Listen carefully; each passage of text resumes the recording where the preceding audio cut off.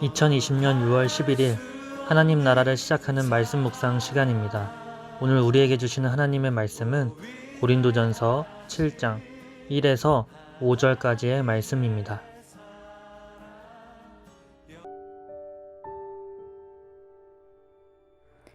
너희가 쓴 문제에 대하여 말하면 남자가 여자를 가까이 아니함이 좋으나 음행을 피하기 위하여 남자마다 자기 아내를 두고 여자마다 자기 남편을 두라.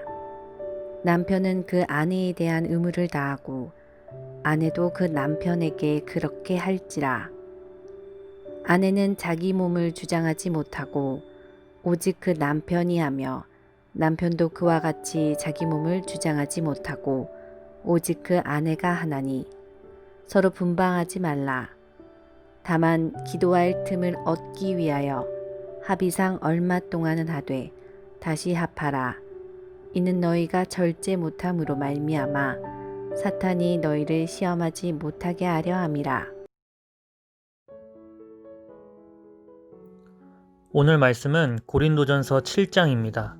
1장부터 6장까지는 바울이 고린도 교회의 문제를 지적한 내용입니다. 교회의 문제도 있지만 교회 문제 말고도 삶의 여러 측면에서도 궁금한 점이 많았습니다. 바울이 고린도 교회의 부재 중이다 보니 따로 질문을 적어서 바울에게 보낸 것이 7장부터 16장까지의 내용입니다. 교인들이 가지고 있던 고민에 대한 사도 바울의 대답이 담겨져 있습니다. 그 첫 번째 주제로 바로 부부의 관계에 대한 이야기였습니다. 핫한 주제죠. 이때 당시 왜 이렇게 핫한 주제였냐면 고린도 도시에는 헬라 철학이 깔려 있었습니다. 헬라 철학의 특징 중에 하나가 바로 이원론이었습니다. 영과 육으로 나눠 영은 선하고 육은 악하다는 것입니다. 이로 인해 두 가지 반응이 나오게 되었습니다.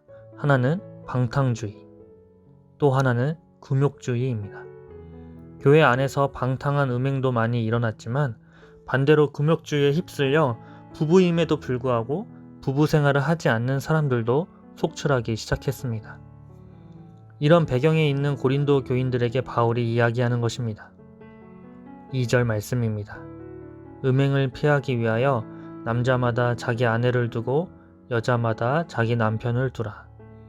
이 문장만 보면 단순히 결혼의 목적이 음행을 저지르지 않기 위한 수단에 불과한 것처럼 들립니다.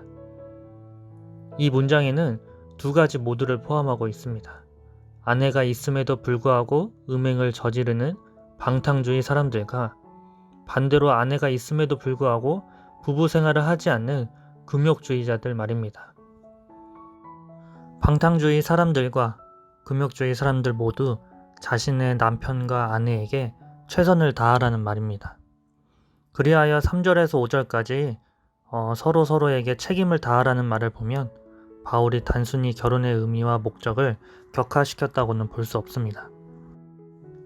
그러므로 사람이 부모를 떠나 그의 아내와 합하여 그 둘이 한 육체가 될지니.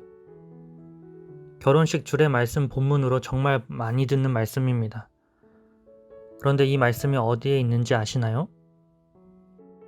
예, 맞습니다. 창세기에 있는 말씀입니다. 하지만 제가 읽은 말씀은 에베소서 5장 31절 말씀입니다. 바울이 결혼에 대해 이야기하는 창세기 말씀을 인용해서 다음 구절에서 이렇게 이야기합니다. 이 비밀이 크도다. 나는 그리스도와 교회에 대하여 말하노라 이야기합니다. 결혼을 통해서 예수 그리스도의 사랑을 깨닫게 됩니다. 깨닫게 합니다. 예수님께서 죽으심과 부활하심의 증거와 증인들로 세우신 교회를, 그 관계를 결혼을 통해 알 수 있음을 이야기하며 결혼의 의미와 목적을 또한 한층 격상시킵니다. 오늘 말씀을 통해 우리는 다시 부부 사이를 돌아보며 예수님과 피값으로 산 교회의 관계를 부부의 관계에 적용하며 너희도 각각 자기의 아내 사랑하기를 자신같이 하고 아내도 자기 남편을 존중하라는 바울의 겉면의 말씀에 순종하는 오늘 하루가 되기를 소망합니다. 주신 말씀 기억하면서 기도하겠습니다. 하나님, 우리 안에 예수 그리스도가 삽니다. 그리고 아내와 남편 안에도 예수 그리스도가 삽니다. 우리는 모두 예수님의 피값으로 다시 산 존귀한 존재입니다. 예수님께서 교회를 향하신 마음, 우리가 그 마음을 가지고 배우자를 대하며 존중하며 사랑하는 오늘 하루가 되게 인도하옵소서.